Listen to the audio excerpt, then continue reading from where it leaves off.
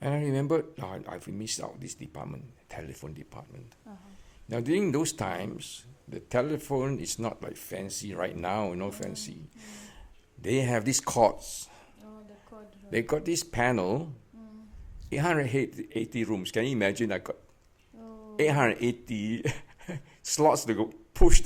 I got married actually when I was in the Shangri-La.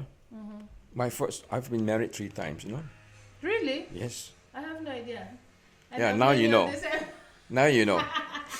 Okay. That's why I tell you I got a story to tell, right? Okay. And I love children that time. I said, let's have children. No. She doesn't want any children. She said, her reason is that she doesn't want to be burdened and she doesn't want to look ugly and all that. So after that, when I told my friends, my friend said, my ex-wife, she's willing to sell her son for $200,000. Almost we can do that, right? Dear Beloved, with Reverend Liz Muyu Ocampo. Dear Beloved, welcome to the Dear Beloved podcast. I am Reverend Liz Muyu Ocampo, and today I'm so grateful for Uncle Robert is here with me. Welcome to the podcast. Well, it's my pleasure having you here. Right, thank you. So Uncle Robert is all the way from Singapore. Today we are blessed again. We are international. So all the way from Singapore. Yes. Actually, growing up, I really had so much about Singapore as a nation that just came out from rags to riches. Rags to riches is the Rags right description. Yes, that's Literally. right. Yes. So yeah, much respect for Singapore, guys. And so I'm so grateful that you honored us here today. And today, as you can see, that, I love Uncle Robert so much because he reminds me of my father. And where there's age, there's a lot of wisdom and wealth of wisdom.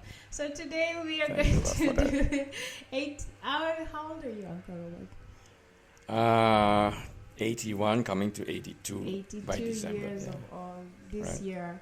And so we're going to lean and glean from all that you've learned in the past 82 years and as a man of God, and just from your life we want to hear what you have to say, because the Bible says that the young people need to listen to the older. And so here we are gathered as the beloved of the Lord. Yes. We are gathered here just to listen what it is that the Lord has placed in your heart and just glean from your life lessons and what you have in store for us today. Yes. So let's begin from the very beginning. Can you tell us a little bit about yourself? Okay. Well, from the very beginning, of course, I grew up in a household that's really very poor. My father was a cinema usher, but he was a very hardworking man, a loving husband, and a wonderful father. So I was born. I'm the eldest in the family, and I was born during the Japanese occupation. And so, as you can see, my stature, I'm very skinny, lack of flesh. But that was the beginning. So the thing is, through my father's hard work, and he was from cinema usher, he then was promoted to a clerk position, and then became a rents collector for one of the very wonderful man who's a philanthropist who happened to own a huge cinema chain and a couple of hotels. So from there, my father was raised up in certain stature within the organization, and eventually became assistant manager and then manager of a small hotel, a resort hotel. So I grew up in that situation. But my grandmother was basically a Taoist. And so as a young lad, I just did what I needed to do to obey my grandmother. You got to get the joss sticks and plant it in the ash, bowl of ash at each corner of the house. I didn't know what all that meant. It's just dutiful little. Only because I was rewarded by my grandmother. Okay. Yeah, she would give me a couple of sweets or a couple of cents, so that I can buy something from the the haberdashery man that comes by, you know. So I was growing in that kind of in that context of a poor family, poor setting. Then, when my father decided to request his older sister to permit us to share an apartment with her, so she dedicated a bedroom for us. So the bedroom housed my father, my mother, and then of course me, and then eventually my two sisters.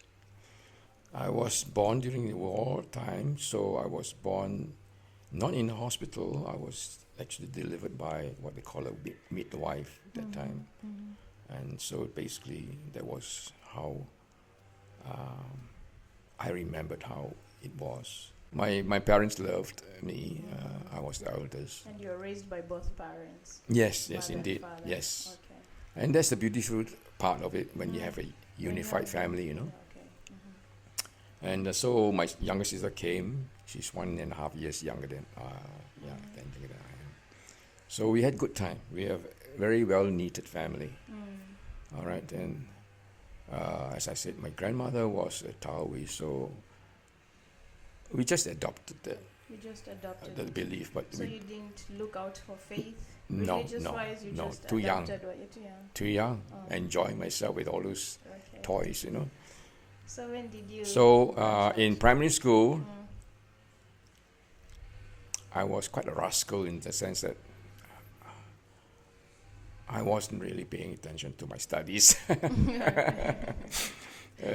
So oftentimes I have to go for tuition.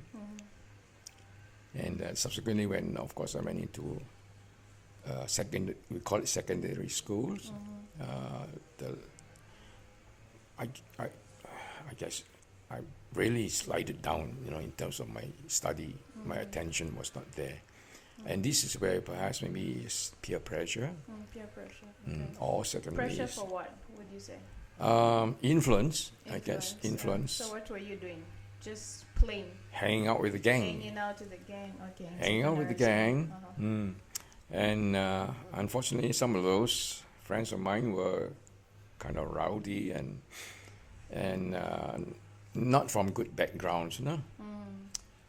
They tend to have this significant role of, you know, having to show themselves off, and they were Elvis Presley's fans, you know. So Elvis Presley hairstyle. So I followed too, you see. But somehow I kept a little certain discipline. You know, I don't follow them fully. But nonetheless, my study was like, you know, my mother used to say, "Hey, your report card isn't too good. Very colorful, all red marks, you know." So, well, anyway. But it's strange. During my senior high, the final year, I turned around. I don't know what it was. It was like a self-realization on my part that I was not going the right way. And I discarded all those kind of, you know, drain pipe pants, they call it, and all this fancy hairstyle. And it was, in retrospect, it was a total turnaround. I was wearing then shorts, you know, and socks and shoes and tidy hairstyle and all that. And so I realized I have to buck up. So, believe it or not, I got a distinction in one of my subjects, you know. So my parents were very thrilled with it. So after that, of course, I was very desirous on doing something for myself. And so when I finished high school, I wanted to be in architecture because I love art. I used to do a lot of painting. Used to pick up old bottles and then buy enamel paint and start painting patterns on it, and I give it to my aunties and cousins. So that was my lifestyle, and I'm glad of that. So when I was in the School of Architecture, I had citations for some of the designs and all that. No? And so I enjoyed that. I enjoyed that thoroughly. So you studied architecture in college for how Yes. many years? It's a full 6 6 years. yes, 6 years. Right. Okay. Yeah, So you graduate college yeah, as an architect, and yes, then what junior did- architect. So Mhm.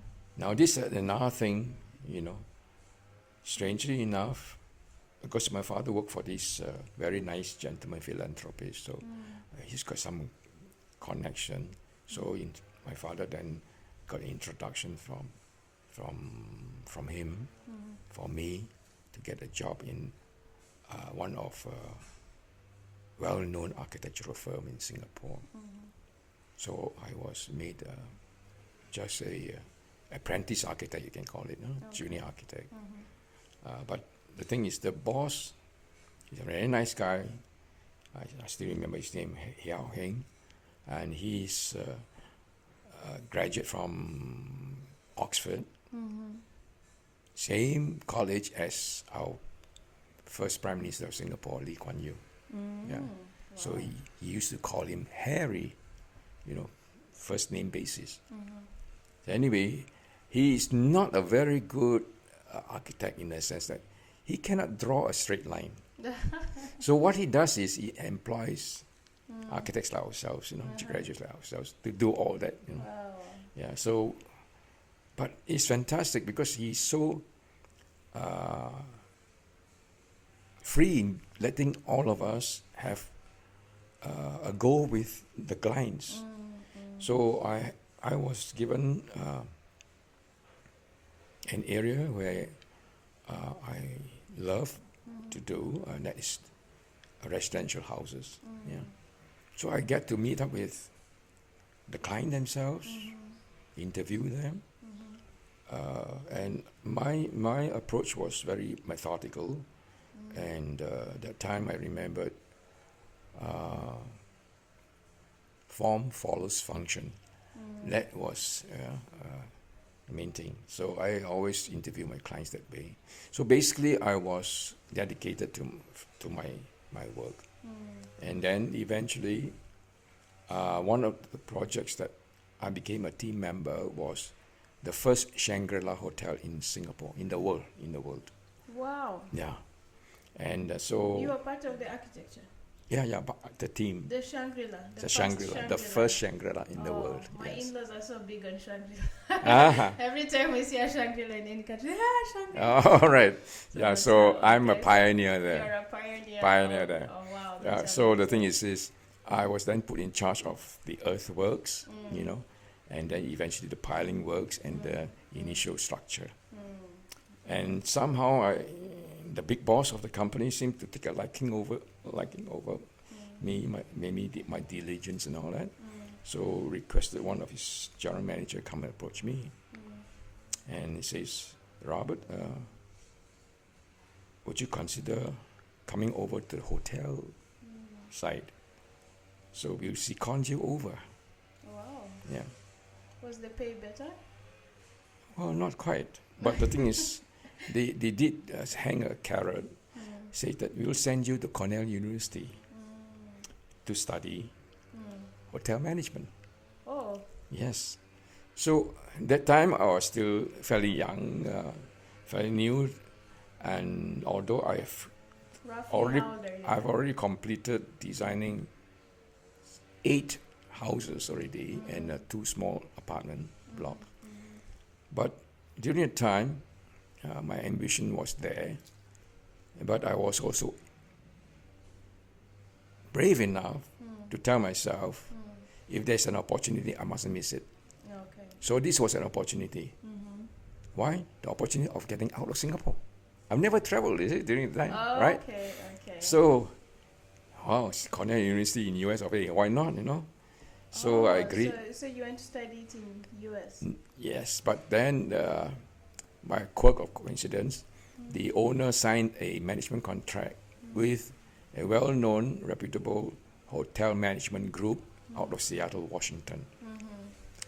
So when Western International Hotels group came in to the picture. They say, why send Robert to have another 6 more years studying hotel management when we need him the following year? We want to detail him to be front office manager. So we'll send him to our headquarters in Seattle, Washington. Wow. Yeah, as an industrial trainee, they call it. Oh, wow. Okay. So that's it. I had my whole year in Seattle, Washington, and that really was, to me, a very valuable experience. Basically because they set me through a very, very thorough on-the-job training, Okay. right? I So value the it. training was while you're working, not that you're sitting in class. No, yeah. Okay. And it's more valuable than if I have gone to the university, Yeah. honestly. Okay. So this is where it's hands-on. It's hands-on. I remember the first department was night janitors department. Can you imagine? So the thing is I got to be exposed to people who are in that station, and they are nice people. And not only that, they actually honor you, no? I mean, I was a foreigner, of course. Oh, how was it, by the way, as a Singaporean in America at that time? Well, actually, I remembered when I met the first American guy in the hotel. They say, which part of China do they come from? I said, Singapore is not part of China at all, you know. I said, you show me the globe, you know, I'll show you where Singapore is. But lo and behold, the globe doesn't even have Singapore on it, you know. So, so I said, that's where it is. Just a pin drop. That's small, Yeah, small little thing. You know, so then I realized the ignorance of the Americans that time. You know, we're talking about 1969. You know, Yes. so anyway, whatever. Every Asian was Chinese. Yeah, that precisely. time. I look like Chinese, so you're, and in Singaporean, you must be Chinese and it must be from China. Surprisingly, even today, everybody thinks every Asian is Chinese. Yeah. Okay. So, Let's educate the world. yeah, that's there, right. There are many areas of Yeah, Asia. that's right. So, this is something that, amused me anyway, but the thing is, I put them straight. I say, look, Singapore is Singapore. We are a nation by ourselves, and we are just a little dot on the map, that's true. But we are right there in the equator. See that? That's where it is. That's it. That's what I told them. So, anyway, I had good time there because from night janitors department, I had to go through the porters. I had to carry the luggage for check-in guests. Yes, yeah. I like that position. Why? Because I get tips. Tips, yeah. I was about to say the most person I tip in a hotel. Yeah. Who's taking the luggage. Yeah, I get tips, and so, but of course, also building up my muscles. Your muscles, okay. This time you're not married. You're still single. No. You're single. No, I okay. haven't come back. Okay. I've got a long life. Okay. Anyway, so after that porterage, I had to go into the housekeeping department. All right. So you moved from janitor to porters. Yeah, then housekeeping. This time you're the head. You're the manager. No. In all this. Oh, no. Oh, you're part of it. I was an apprentice Oh, you're undergoing apprentice. training. Okay. Yeah. Also, when you're in the janitor's department, you're a janitor also. Oh, you're the I cleaning, have the to get cleaning. down on my knees to polish all the brass work, Okay. I Yeah. thought you're the manager. Oh, no, far from it. I didn't mind it, Oh, mind you you. didn't I mind didn't it? mind it. No. Because But you are an architect. I was an architect. What do I know about hotel management, right? So I need to so follow now the you- grassroots, You went to the grassroots. So you didn't feel like, okay, why am I a whole architect graduate coming to be No, I didn't even question that one bit. amazing? I love that. Okay. I didn't question it one bit. See, these are things we should learn. You are just open into learning. Right. Okay. Right. And not what you already. Yeah, I have a fairly open mind about everything, All right. philosophical. Yeah. Okay. So anyway, from there, housekeeping, I became a darling of the two. The Western International Hotel owned 2 hotels there. The grand lady of hotel is, I don't know how many hundreds of years old, called Olympic Hotel, which has got 880 rooms. What? Yeah. And then That's a big hotel. Oh. 880 rooms. Right. What? And then the other hotel is a very modern hotel called Olympic Plaza. So this first hotel is where I was trained in. So it is a really very traditional hotel, very old. And people will usually say, "You want to meet me? Meet me under the clock of Olympic Hotel," because they got grand Oh, old. that's how big it is. Yeah, Oh, so this is in Seattle. Seattle, I Washington. believe it's still there to date. Yes, I believe so. Okay. Yeah. And so, anyway, the thing is I enjoyed my time because the executive hotel above are German ladies. One was Hannah Dittler. The other one was I can't quite remember. But they treat me like their darling, so to speak, And so I remember Hannah Dittler says, "Robert, during your weekends, what do?" I said, "Nothing." "Okay, why do you borrow my car?" And they trusted me. Oh, wow. Handed me the key, and you go and drive around. So In the 1960s. That's 1969. Big, that's big trust. Mm. With the car. Yeah. And so I had a good time, using the car to drive around. And then the housekeeper of the other hotel also said, "Look, Robert, borrow my car." And this time was a Ford Mustang. Mustang Ford. Yes, open hood. Wow. Oh, can you imagine here? It's a poor Singapore architect now driving a Mustang. Driving a Mustang in Yeah. Seattle. Okay. So I really had a good time undergoing that. And then after housekeeping department, it was the worst, horrendous experience I had is in the night auditors department. That's where we have to balance the account of all the mistakes of all the cashiers that during the daytime. We had to balance that, you see. So sometimes I go beyond the hours, just to get everything all balanced. And then after that, it was just slide through the sales department, the cashiers department, and the front office. The front office is where they want to detail me to be the front office manager when I go back to Singapore, see. So upon my completion 1 year over there, what valuable lessons I've learned is first, humbleness, humanity. Secondly, respect. And I remember I've missed out this department, telephone department. Now during those times, the telephone is not like fancy right now, fancy. They have these cords.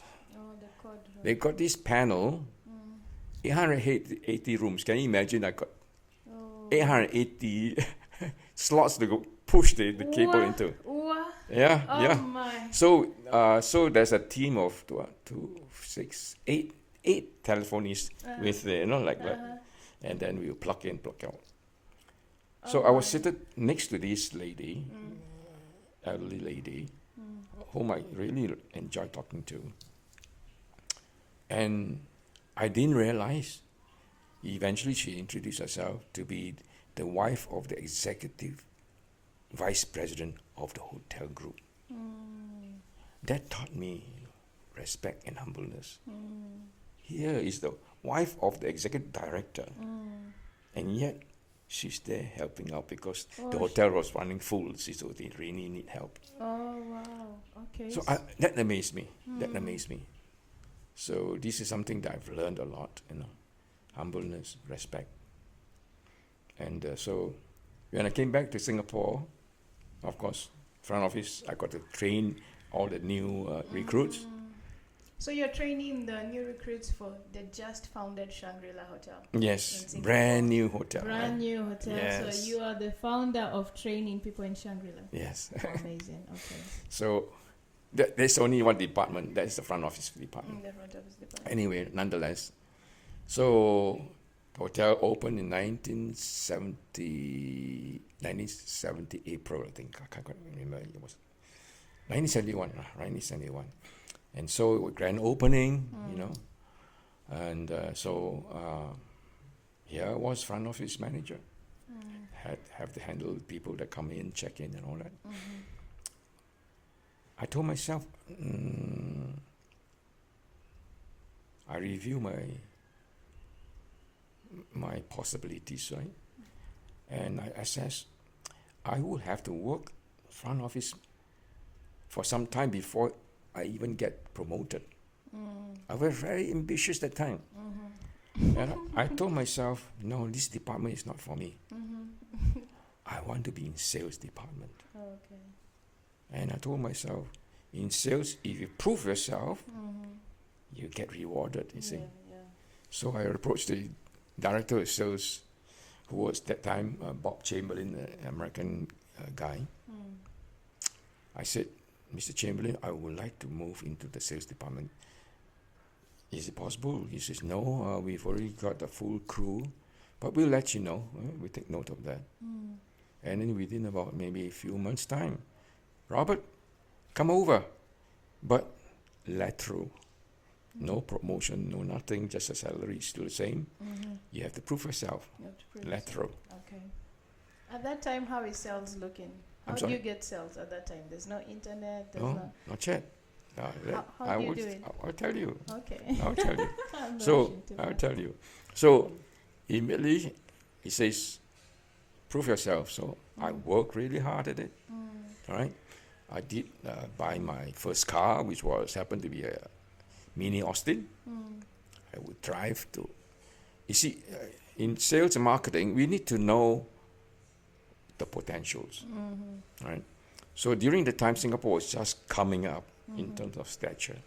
So there's a lot of oil and gas industry. So a lot of American firms, McDermott and all these people are coming to Singapore.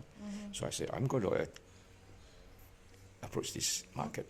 Okay. So I drove all the way to this industrial estate, and I visited people like from Caterpillar, from McDermott, from Ford, and General Motors, and all this. And From all these big companies. the big companies, because the other ones with a lot of employees coming in. This. So I know that trying to get appointment to speak to the general manager or the big boss is going to be difficult. Why? Always the barrier is the secretary. The secretary. So I devised a method. Oh. Every time I visit, I will have some chocolates or cookies, Oh wow. right? And I'll present to You're the the secretary. OG. Yeah, that's the entry, you see. Yeah, once you So break for the those entry, secretaries, Yeah. you bring them chocolate, cookies. chocolate, yeah, Okay. very, not very polite. Teach me sales. Yeah, that's sales, So, because they kind of, appreciate that part of it. Hey, Mr. So and so is waiting for you. That kind of thing. They already paved the way for me to enter Yes. the office. Okay. So I was able to impress upon this whoever I meet that Shangri-La is a brand new hotel. We've got everything all laid in for VIP arrivals and things like that, you see. So I managed to acquire a lot of clientele. So actually, when I was just a sales executive level, I remembered after about less than 8 months, I think, or 10 months thereabout, I went to see Bob Chamberlain. I said, Mr. Chamberlain, I think I deserve a promotion. He was stunned by that, no? Okay, tell me, why do you think you deserve that, So I actually prepared already the whole list of all the clienteles I brought into the hotel. So I said, Mr. Chamberlain, these are all the clienteles I brought into the He knew. He observed me. So he said, okay, Robert, we'll consider it. You hear it from me in due time. So the following week, he called me and said, Robert, we will promote you to sales manager. Wow. Right? So, because I have several sales managers, about 5 sales managers. So, you promote the sales manager. All right. So I again go at it. And after 6 months, I went back to him, Mr. Chamberlain. I think I deserve another You promotion. were so ambitious. Robert, I know your performance, but I cannot make the decisions when it has to be the general manager. You go and see Mr. Bob Ellis. So I went to see Mr. Bob Ellis. I was prepared again. Mr. Bob Ellis asked me, well, can you tell me why you deserve it? So I said, Mr. Ellis, here's my list of clientele. Now, these are new clientele. I recognize that time Singapore was really in the throes of a lot of conventions and exhibitions and all that. So I approached all the organizers and all the big time, convention of ophthalmologists and gynecologists, all this. And I really worked my guts out on that. And Bill Ellis, he knew. Okay, we'll let you know. So within a week's time, he called me to his office. Robert, this will be the first time our company ever do this. We have created a new position for you. You shall be known as the senior sales manager. Wow. Oh, Lord. Oh, that time I didn't know a lot yet.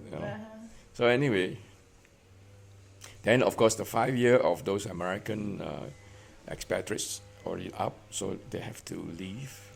And so the company has to employ locals to take over. So there happened to be this local, relatively young man has taken over the director of sales position. That was the position I was eyeing for. So, well, when he came in, I told myself. So let me ask you. So when did you get married? I got married actually when I was in the Shangri-La. I've been married 3 times, Really? Yes. I have no idea. Yeah, now you know. Now you know. Okay. That's why I tell you, my first wife was really the girl next door. Okay. Because as I was working as a junior architect, next door to me was this very pretty young thing. And I used to talk to her and all that. And kind of like, it's love at first sight, I guess. I don't know. Puppy love, I would call it. Love at first sight. Yeah. How old were you at this time? Age? I was 24, I believe. When you first saw her? No. When I was junior architect, I was already 23. So yeah, about 24. She was still in high school, actually. No, high school, not quite high school. I think she was going into the school, secretarial school, Oh, secretary school. Yeah. Okay, so she was going to secretary Yeah. school. So when I married her, she was secretary to an American oil company. And I really was in love with her. She was really a nice lady. But unfortunately, she couldn't get along well with my mother. Oh. Only because my mother has got her own thinking, you see. So when my first wife used to have to work long hours, extended time, my mother used to question her, why did you come back so late? So So it wasn't a strained relationship with you, it was a strained with my her mother. mother-in-law. Okay. Yeah. I mean, eventually she revealed to me why, you see. And so anyway, as I did tell you, that I was philosophical, and I always believe if we cannot get along, we have to part as friends, you see. So she were wanted. Were you saved at that time? No, not yet. Oh, not so yet, that's not why yet. you're open to. Not yet. not Also, yet. that's why you're Yeah, okay. Like yeah. okay. So we're not anyway, getting along, yeah. we can part ways. So she says, I really want out, So, okay, what can I do? I cannot change, frame of mind, right? Did you at one point feel like you could come and solve the situation between your mother and her, like explain to your mother this, or you are a mother's boy? If you look back at that marriage, do you see anything that you could have changed? No, my mother is a very traditional woman, and so she knows, Their Well, expectations of a the wife expectation, from her, right, yeah. not a working So I wife. cannot do much, to There's change her. nothing much, okay. Yeah, but anyway, so I decided, okay, so my first wife, I decided to consult a lawyer, and the lawyer said, okay, the only way you can do it is your husband has to be unfaithful, so to speak. Oh, So it was in staged. the law, it's not allowed. Yeah, It wasn't allowed in the law to divorce. can Singapore At you that can time, divorce. At that time. You can divorce. You can divorce. Oh, But the lawyer says it's best to have a substance to it, you see. oh, Yeah. okay. So she has to accuse me of something. Okay. So she told me, look, you have to do something, you have to be accused of being unfaithful. What to do? I have to follow her. This story. Yeah, I have to So- follow her, okay, what she want. I really wanted what she wanted, really. So she said, the lawyer says, first and foremost, you have to be caught with another woman. Okay, during that time, I've got the sister, my second sister, who herself, Eunice, was also divorced from her first husband. So she used to stay also in the apartment by herself. And she told me, hey brother, cannot be alone, come and stay with me. So I decided to bang in, take the adjoining room. And during that time, there was another lady in the apartment who happened to be a beautician, So I got to know her, and I kind of conned her into going out with me. I said, oh, well, that's good. I want to treat you to a cup of coffee, something like this, and so nearby. So my first wife then made an arrangement with the lawyer to have a what do A you call it? staged affair. No, what is that? Investigator. Investigator. What is this? There's a term for it, right? But anyway, I got a kick out of it because I always look out of the window. I see there's one car always parked there during the night time. Investigator. So I believe that's the guy. Yes. So I have to stage it. So when I dated this girl, I said let's go out. So Also, you did it purposely, so he. Purposely. Yeah, purposely. yeah. So Staged affair. yeah. So we walked, walked out to the nearest coffee house there. So he took, I guess, snapshots of us, So this happened a few times, So snapshots, and then, we come out from the same house, go back into the same house. Oh, that's it. That's enough evidence. That's enough. So this was presented to court, and therefore it was a very quick divorce. Divorce, okay. But even then, But your wife was okay. She's the one who suggested. yes. Okay. So I was innocent. I was just going along with You were it. just going along with it. Just going along with it. You didn't want to fight. No, I didn't want to fight. Okay. Yeah. So, but I still love her, no? But No anyway, did you have children with her? one daughter. Oh, okay. One daughter. Okay. I miss that part of it, but I didn't really. When I became a Christian, I didn't want to look back that way. So here it was, and then I was invited by another good friend, a couple. I said, hey, Robert, why don't you come over and stay with us? So I decided, okay, my wife, my sister then emigrated to US of A. See, so I went to Conrad and Eve's place, and they introduced me to this lady with big eyes, my second wife. Big eyes and So big, what big. got you was her eyes? Yeah, I love women with nice big eyes. Anyway, whatever it is, I courted her, and and I did. Wait, you were saying the second one, big eyes and big what? bust. I cannot say it. A big bust. I cannot say it on the microphone. Was she Singaporean? Oh, what? Singaporean. Singaporean. Yeah.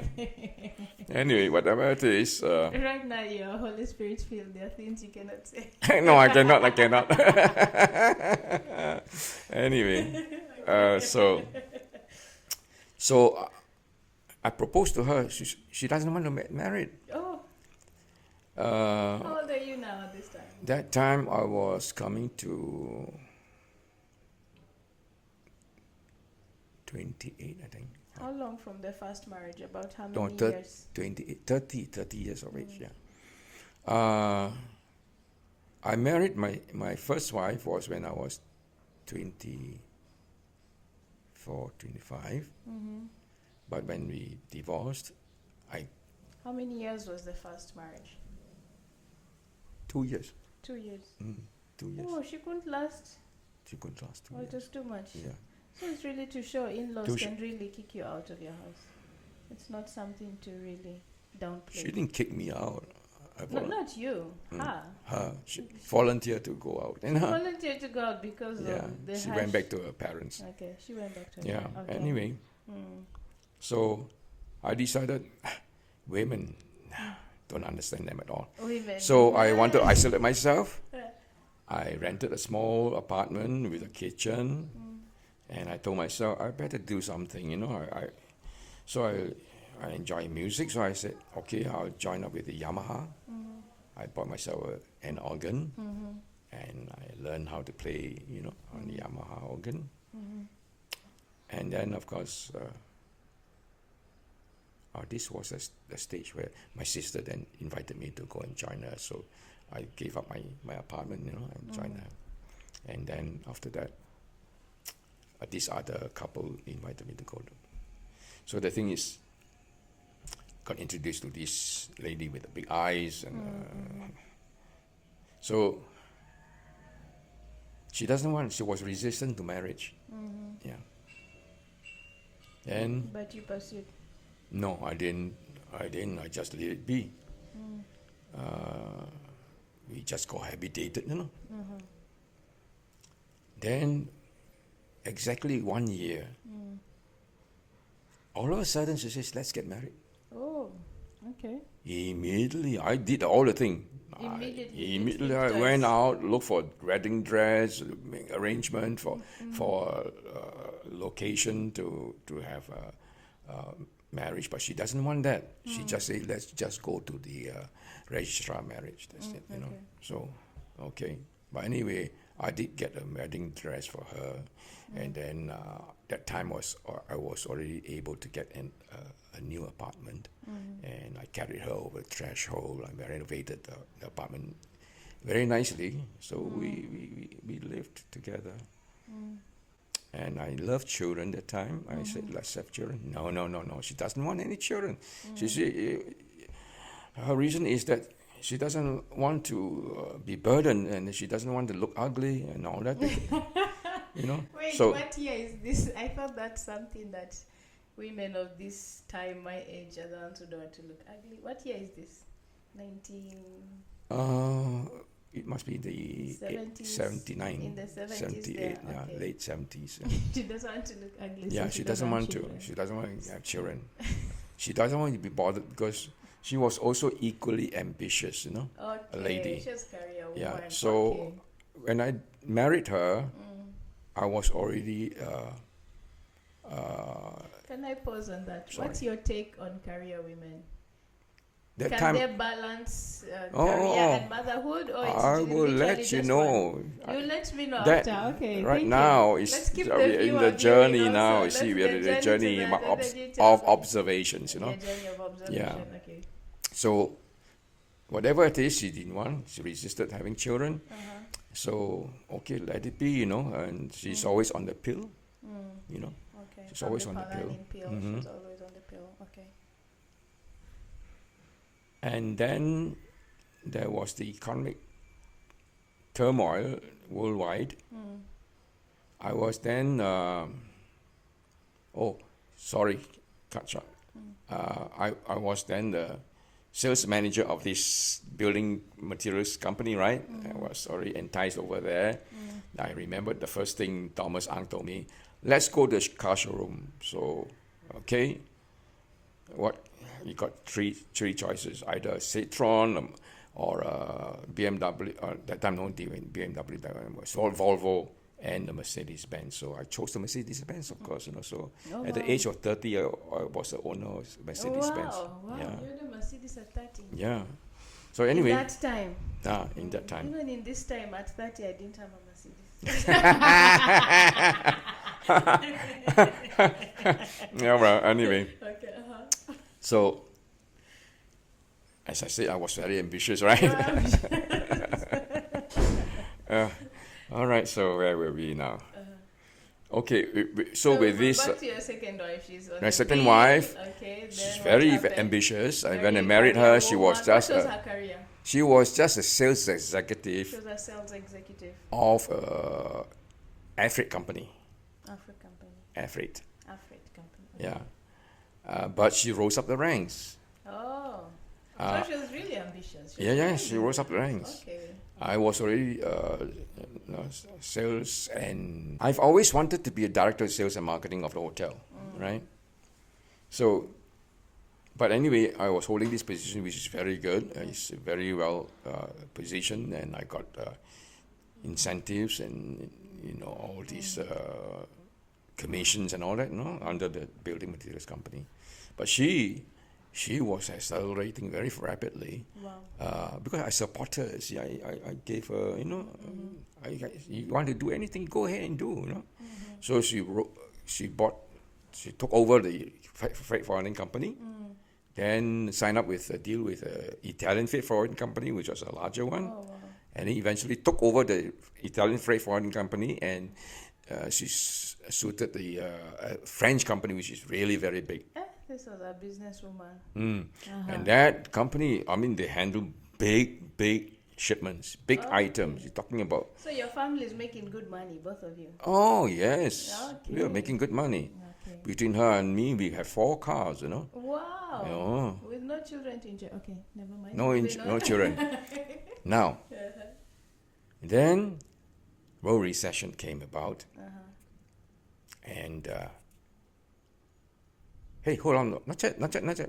Haven't reached that yet. Sorry, haven't reached that yet.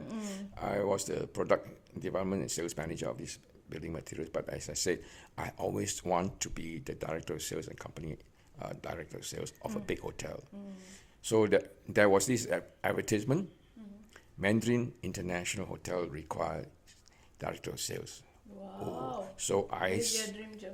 yeah, I signed it. I sent in my resume, and I was interviewed by the chairman of a bank who owns the hotel as well. Immediately, I was roped in, and I was then the director of sales and marketing of a 1,200 room hotel. What? Huh? In which country? In Singapore. Singapore. There's a hotel with 1,200 rooms. Oh yes. How come I was in Singapore? I didn't see this hotel. Which hotel? Yeah, is it's this the one with the revolving restaurant right at the top. Oh, Yeah. it has 1,200 It's called rooms. Mandarin Orchard. Okay. 1,200 No, I saw rooms. it and I take that back. No, I no. just need to know it had 1,200 rooms. Yeah. Wow. But when I signed on that time, it had 600 rooms, and now 600 rooms is ongoing construction. So when I took on the job, I knew got a challenge. I have to fill up the next 600 rooms. Okay, yes. All right. Yes. But I managed to. Oh, you did it. I went to Japan. 1,200 rooms. Yes. I went to Japan. Wow. I courted all the big time travel agencies over there. Right? And Oh, you contacted. Who is giving you such wisdom? You contact a travel agency as a hotel. I was Wow. self-made man. Self-made. Yeah, I was so Your confident ambition. of myself. Yeah, Okay, what was the why that was driving you? Why did you want to be so I- successful? I used to tell everybody my God was the dollar sign.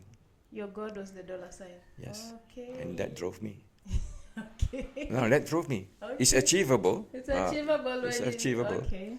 So, anyway, but as I said, when I was already holding that position, the world recession came. World recession. So It was called the oil recession, I think, in the 80s.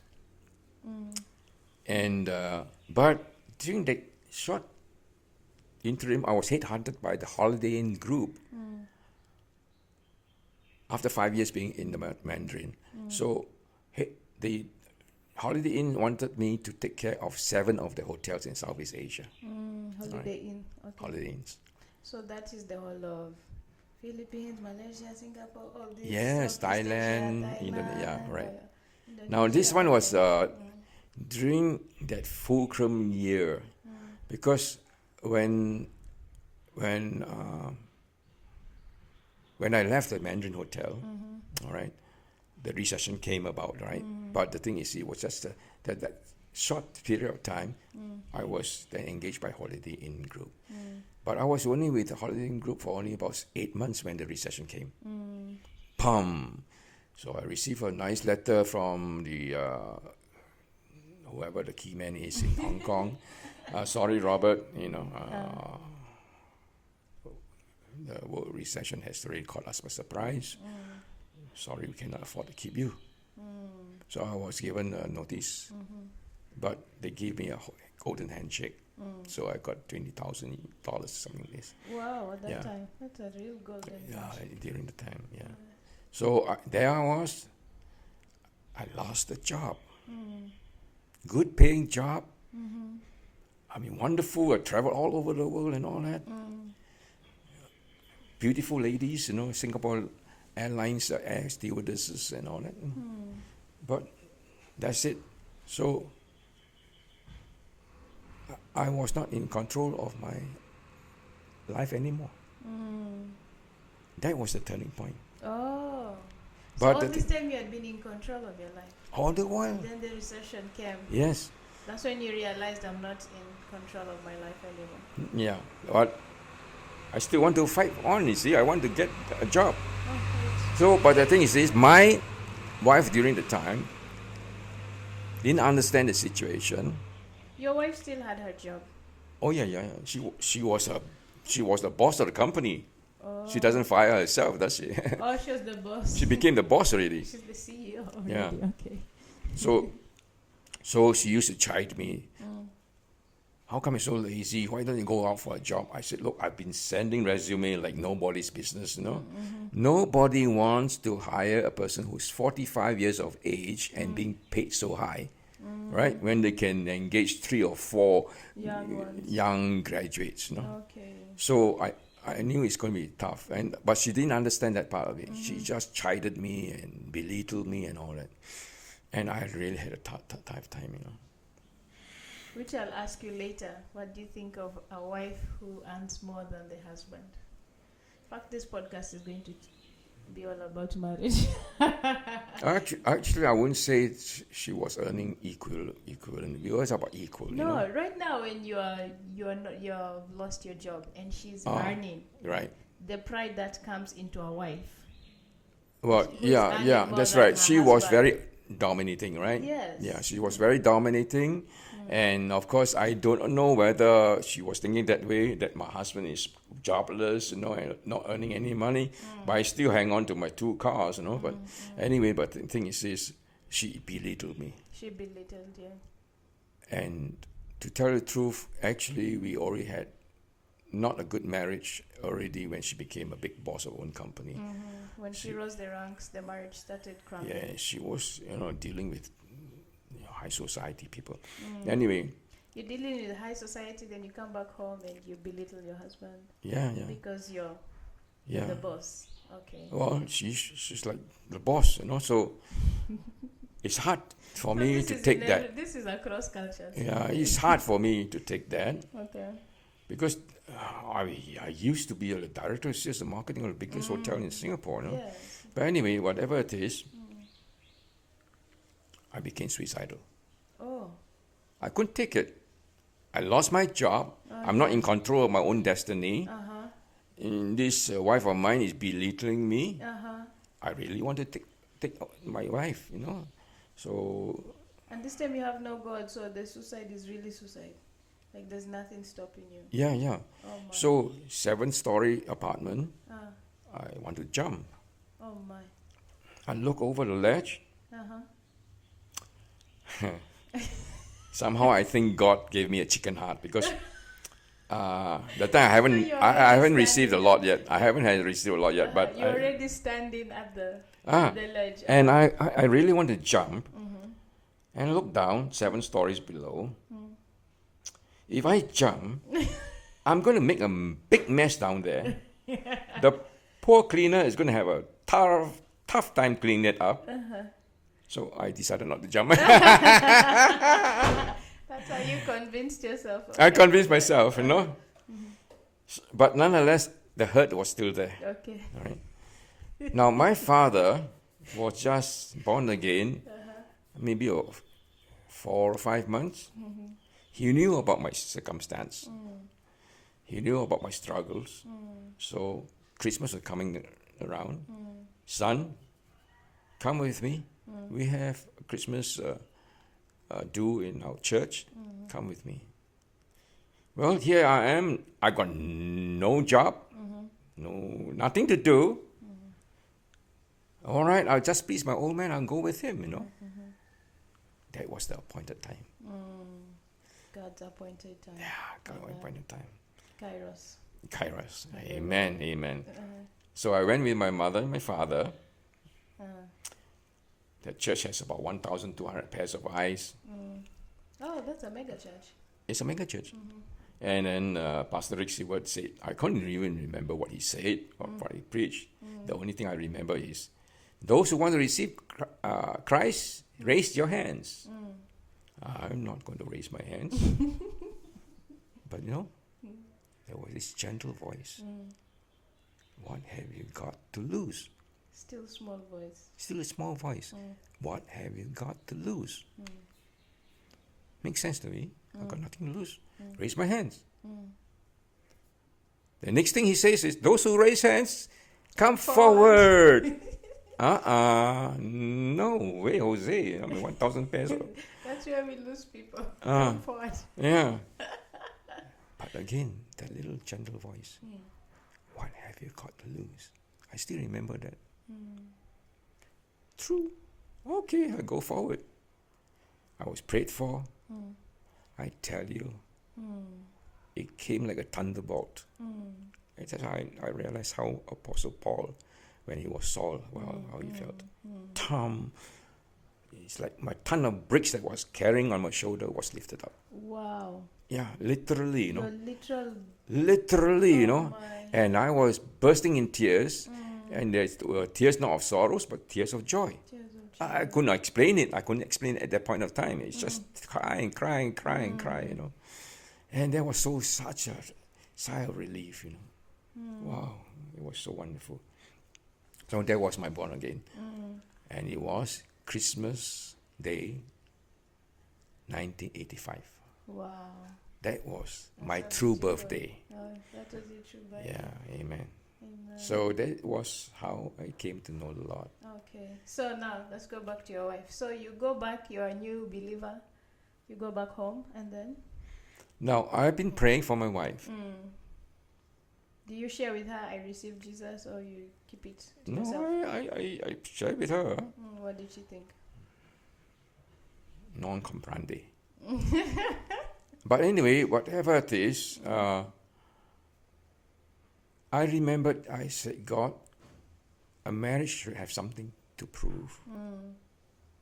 And she was on the pill. But there was one time she went to Indonesia, she forgot to break the pill. She was on a business trip, forgot her pill. Yes, her big business is all big time. Came back to Singapore. God enabled me. Because that period of time when we were, I was already impotent, so to speak. But at that time, when she forgot her pill, the Lord enabled me. And the result was our son was born. Wow. You can imagine. Again, Kairos time. But after that, no more. That time After no more. Just only that. Only that time, okay. And I believe God heard me. See, I said, You had been praying for yeah, a I child. didn't pray. I say, but I did say, there should be something to prove, and especially when I became a Christian, right? So God heard it. So I always believe, and I told my son also, you are really a gift of God. So that's what it was. That's how it was. But we were still quarrelsome, And but I didn't really quarrel this time. I was just giving in, And then she just insisted on a divorce. She just out of nowhere. Yeah, because good for nothing husband, no job, volunteer to work for the church, not being paid. You volunteered to work for the church. Yeah. Okay, now you're working for the church. I want to offer whatever I can. During the time I was so joyous. I was so happy. I was so happy. I used to sing songs of praises and all this in my house. She was not there then, and my sister and two of my sisters. One is one went to Australia, the one to America. Stayed with me for a couple of days, and they were wondering, this crazy brother of ours, how come both of them were not born again yet? Yeah? So they observed me. They say, this crazy brother, here he is, having a terrible marriage and all that, and no job and all that. How is he so happy, So anyway, I think that was, and I think that was the seed that planted into both of them. Oh, into your sisters. Yeah. Anyway, so the thing is, my ex-wife, somehow or other befriended one Christian lady who happened to be a lay leader of a Baptist church.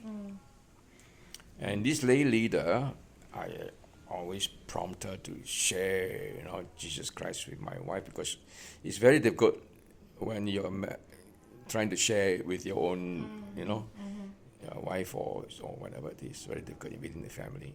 But anyway, she managed to convince my ex-wife to go to church with our little baby boy, We dedicated Mark to the Lord. But she's still resistant in going to church, really. I mean, that was not a cup of tea. It interfered with her business. And unfortunately, and this is where I observed, she was able to influence this lay leader who happens to be a big-time company director of a government-run company. So my ex-wife is very exploitative. She thinks that this lady has got some very good network, some good connections. She wants to utilize that. So that's why I think she went to church, because of this lady's prompting. She went to church because of Yes. Okay. Then he invited this lady to become one of directors of a newfound established company. Okay. I questioned that actually, but I don't have the time to ask her why. She became. That's unequally yoked, right? Oh, this Christian agreed. Yeah, she agreed. Oh, okay. On top of that, she even agreed to become what they call not sponsor. What is it called? Financially involved with capital investor. Yeah, something like that. Investor, yeah. So unequally yoked. Okay. Yeah, unequally yoked. That's why through my life, God purposed for me to learn actual principles of the word. Yes, actual, living principles of the word. And these are in all areas of life, not just in marriage that you should be equally yoked, even as business partners. As business partner. You can be unequally yoked. Yes, indeed. That is powerful. Okay. Yes. So anyway, so you wanted a divorce? No, actually, we just kept incognito that time, And but for me, it's really very painful to have a wife like that. And I was entertaining divorce, but then as a Christian, I said, I better check. I bought all the books on divorce from all Christian stores and read through it. God says no divorce. Okay. Then I remembered two of the pastors in the church knows about my situation, and so they prayed for me, and then somehow or other, I remembered a particular verse where the disciples of Jesus Christ requested of Jesus, is there an escape? And he only mentioned one. There's only one. If the spouse abandons you, right? Yes. So,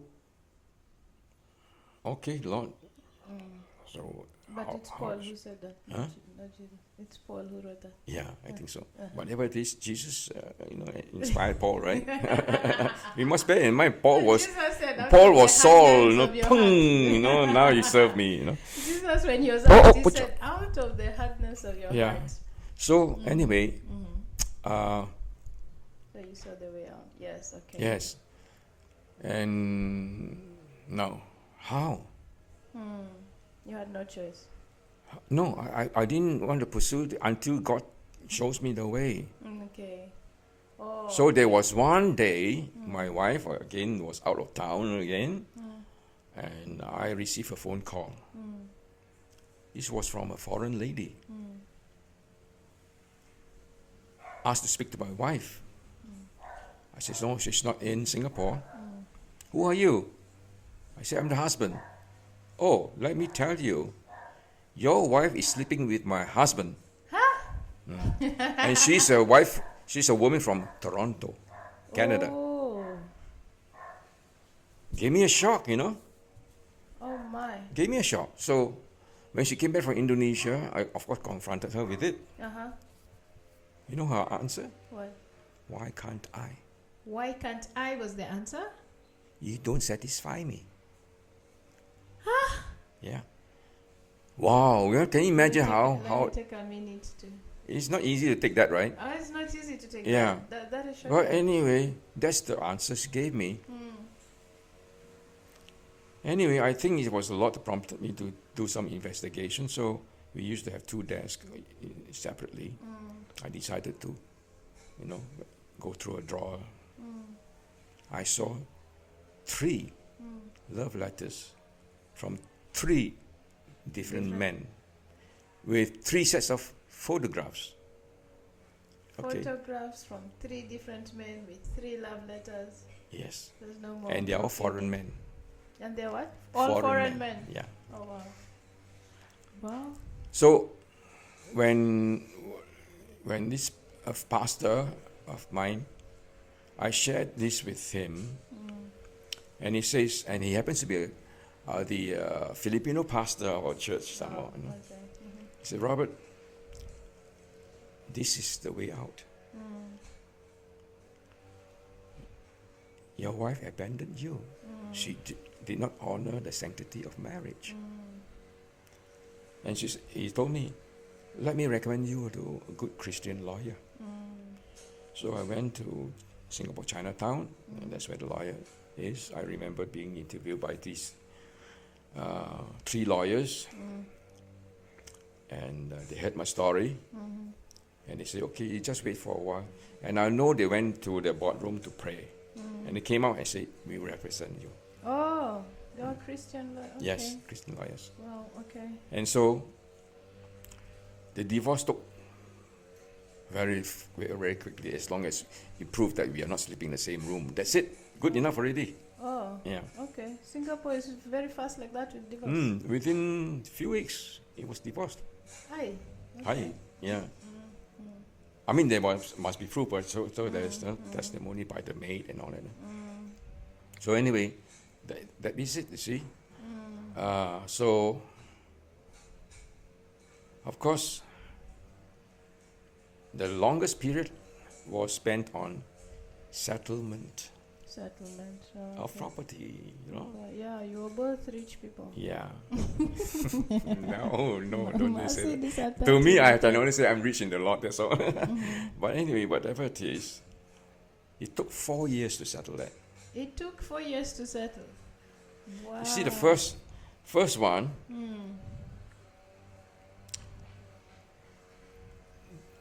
it was presented to the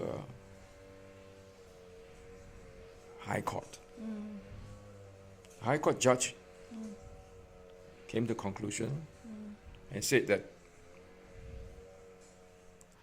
common property be sold, equally shared, but we call it CPF at the time, you know, this equivalent to your Social Security or whatever it is. But she amassed a very big fortune inside it through ill means, right? Because she was the director, owner of own company, so she can, you know, fudge the papers. So I know it was worth almost $1 million Singapore dollar. Wow. Yeah. So that's So the almost High around Court- $1 million US also. 'cause Yeah, about that Singapore, one, that US time, dollars and yeah. Singapore together. The judge says half of that goes to me. Wow. Now, my lawyer told me this is unusual. It's the first time they even. Why? Because I'm employed. I have no source of income. It's it's very unique, you know. That's very Yeah. In fact, I remember during the trial, there were 1 or 2 news media people there, you know. This is an unusual thing, you know. Oh, okay. So, but she challenged the High Court judge ruling. Oh. She says, no, that guy doesn't know a thing about. So she says, no, I'm going to bring it to the appeal court, which is the highest appellate Yes, court. yeah. You know. Court of Appeal. I told her, why do you need that? You spend money, extra money, you know. Uh-huh. I'm willing to settle. I don't want to take your CPF, all right? Even though it's worth $500,000, right, for Tommy. But I don't want to take that. Okay. I just want equitable, you know, separation. You sell the property, half of it to you, half of it to me. That's it. No. So she said, You were willing to settle, but she said no. Oh, okay. all right. And she sacked her lawyer. She got another lawyer who says, "Oh, no problem. I can do something in the appeal court." So I know the appeal court is 3 judges. She chose not even to go to the court proceeding because she was so confident, you know, of her new lawyer. Confident. Highest lawyer in the land, I presume. Highest lawyer in the land. Okay. And my 2 sisters happened to be in Singapore, so they accompanied me and my brother-in-law to view it. 3 judges arrived at the same conclusion as the High Court judge. Court of Appeal. In fact, my lawyer hardly have to do anything. They were questioning her lawyer. Oh my! So anyway, at the end of it, they upheld the High Court judge. And during that time, Sunday, Rick Seward preached on compassion. Oh my word! All right, you know, she was during that time declared a bankrupt because of very unsettling way she was operating a business. She was declared a bankrupt. And so, compassion, so what does it translate to? Okay, so I decided to call a meeting at my lawyer's office. Her lawyer, she sacked her previous lawyer again, and she got a new lawyer to represent her. She had a phone call during the meeting. She excused herself. And that was the first time we realized that her new lawyer is a Christian too. So the new lawyer says, we have to pray on it. Let's pray on it. So we prayed a short prayer on it. She came back. And then I told my lawyer, please tell her. Again, I don't want her $500,000. I did say to her and her lawyer that I managed to get a realtor who has a buyer offering a very good price for our house, which actually I designed myself. And I said that, I mentioned the figure. And she told her lawyer, no. I got another realtor. He's able to get $200,000 more. My realtor told me, that realtor will say anything, just to get the clientele. It cannot be. There's no way. There's no way. Okay. But anyway, whatever it is, I told my lawyer to tell her, even 200,000, I'm willing to pass it over to her. I just want a peaceful settlement. So I was willing to sacrifice 200,000 Singaporean dollars. rightfully supposed mine to her. And then she agreed. Now, what interesting is this? Her lawyer told her, your ex-husband, because that time already we separated, right? Your ex-husband is so generous. The least you could do is let your son stay with him. Now, our law is British law. The mother, the maternal mother, has the right to have the child. So her lawyer told her. But you're the one who raised your son. Yeah, I took care of you're him. At home and she's at work. Yes, I took care of him. I know what to feed him. How to make a formula milk and get all kinds of things that's healthy. You're the one who. I took even when she was. Even when she was a baby. Yes, but of course I did engage a Filipina maid to help with the house chores and all that. So she was willing. She accepted the offer. I 200,000 extra. So after that, when I told my friends said, your ex-wife, she's willing to sell her son for $200,000. Almost equivalent to that, right? That's the kind of woman she was. But there I had my son with me. So that's another chapter of my life. Wow. Yeah. This needs part 2. Yeah.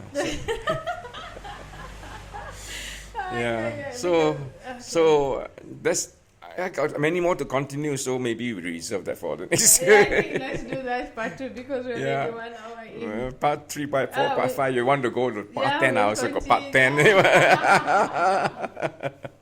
10. But quickly, how did you get to wife number 3? How many years between number 2 and your third marriage? That one was within a span of 1.5 years or something like that. No, 2 years because I was by myself. Yeah, about 2+ years. About 2 years. 2+ years I was by myself. You yourself I was 2.5 years. learning. Yeah. So then that's where I met her. Big eyes, hypnotic eyes, I guess. Your third wife. My third wife. No, my third. I'm sorry. You're talking my third wife. Oh no. I'm talking my third wife. Yeah. No. My My third wife. Now, while I was with the church. How many years between your second wife and your third wife? Oh, many years. How many? Yeah. So you were single now. Yeah, I had to take care of my son and all that. So took care of your son by yourself, and then I think it was 5 years or so. 5 years. About 5 years. Yeah, I think I married Josie when she was still fairly young, and I was already coming to 60.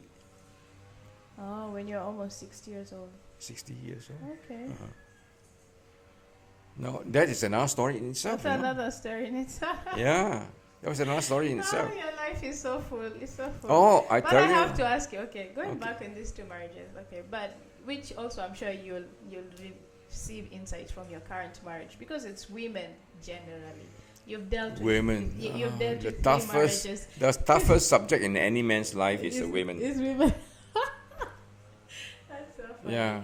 Also, what would you say to a man who is having a hard time keeping up with his boss wife? The wife is a boss at her place, like you're saying. Yeah. And, yeah. My ex-wife was really a boss. Yes. So, Now I've got a new kind of boss. you have a new kind of boss with your current wife. Let's not discuss her because you're still with her. You don't want to go back home. Well, of course, she was identified to me by the Lord. I don't know. No, I've got a little bit of question mark there. I need to ask the Lord. Did I hear Him right? But you see, I remembered when I was, I realized I was not getting any younger anymore. But the time of course, I got another job which was miraculous also. It was another miraculous job. I was representing a Canadian manufacturing company for well over 10 years, and the perks was very good, very good. Retainer fee and blah blah blah. Okay. But that time I was already a Christian. That time you were already in the Lord and everything. Yeah, and I did plead with the Lord before even I got this job. I said, Lord, purpose for me to be like Apostle Paul as a tent maker, to be able to go to several nations, to be, your representative, so to speak, And the Lord answered me. The Lord answered me because I had this call out of the blue. Out of the blue.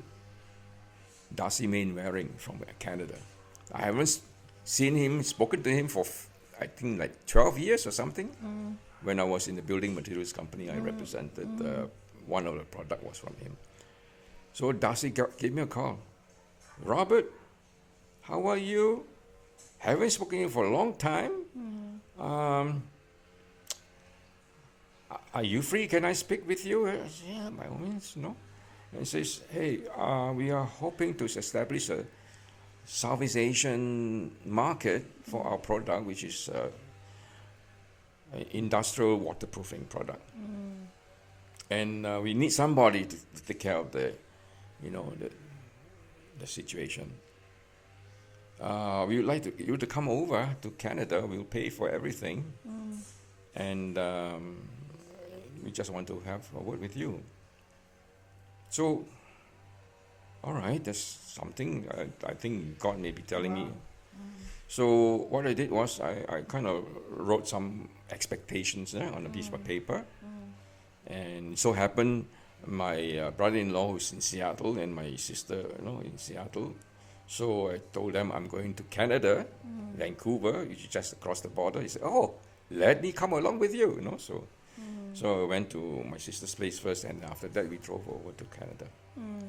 So Darcy was telling me that they have got a big plant, and then they're coming with a second plant, and they really need to have a market in Southeast Asia. So they say they want a person who can manage Southeast Asia for them to establish new distributorship. So they mentioned to me, and I remembered I did pray to God, send me, and I was very specific, Southeast Asia. So Darcy telling me, you need to cover Singapore, Indonesia, Malaysia, Philippines, Thailand, Vietnam, and he threw in Taiwan and Hong Kong. So that's the entirety, Oh. So I was then there for the area manager, and I had, of course, to go to all these respective places to try and find out who could make a good agent, and I have to train the people how to apply the material and all that, Okay. So while I was doing all that, of course, I had to have seminars and all this, and I share Jesus Christ with all of them. Amazing. Yeah. Okay, you've not answered me my question. What should a man do who is in a marriage where his wife is making more money than him, or is a boss, and he's at that point that you got to where you're suicidal, or you're frustrated, you don't know what to do? Yeah, that's it. Yeah, where you're just frustrated, you don't know I want to take my own life. That's it. Yeah, so how would you advise a man who's in that situation right now? Because women can right only- now, wives right now, I are really outdoing husbands, especially my generation. They're called millennial wives. Are Yes. really taking over. Right now, the women is almost taking over the world now. Yes, Almost. millennial wives are just, and then Yes. they keep breaking. Homes are they are breaking up because of this. The men this- can't thi- keep up. So No, what should this- the men do? What's your advice there? No, actually, I think it's important. First and foremost, if you're Christian, always consult God. Always. And secondly is pray for the wife. Right? To be humble or to be. No, I don't want to be specific because God knows better. God God knows everyone, every fiber of our body, God knows. So I know when I prayed for my ex-wife that time, I said, Lord, you know her more than I. You know, you are the one that created her. You know her inner makeup, But nothing happened there, you see. So I think, and that taught me something. When I read about Archangel Michael has to do war in the spiritual realm, right, with the prince of Persia. Remember that one? Yeah, with Daniel. So there's a spiritual realm. There's the battle in the spiritual realm. Battle in the spiritual realm. So this is something I know that my ex-wife she was also in superstitions, I didn't tell you this part of it, but she would go and consult Taoist temple, and she would go to Thailand to buy what they call anointed materials, right? So one day I remember she brought back lots of charcoal. I don't know what it's called, charcoal, and she put the charcoal in every corner of our house at time, that time I was already Christian. I said, no way I'm going to keep those things around here, So I removed them, you see. Well, marriage ikona mambo. Marriage ikona things is the key, is the Swahili word for it. Yeah. Well, thank you so much for sharing. We do hope to see My you back pleasure. and give us a lot of more wisdom that you have gathered over the years. We want to hear all about it. Did I tell you my grandfather is called Robert? Is that so? Imagine. Imagine When that. you're talking, when I remember, I'm like, Oh, right. Yeah, when I was in the my marriage. father's Oh. mother. Yeah. Oh, really? Yes. Wow. Well, this could be something, providential. I think, Yeah, but yeah. so there it is. All right. But I relate very well with you and Solomon, really, honestly. Yeah, so I'm able to open my life to you. Thank you so much for being here in the Dear Beloved podcast. Guys, please go ahead and comment below. And thank you so much for watching. May God truly bless you. Bye-bye.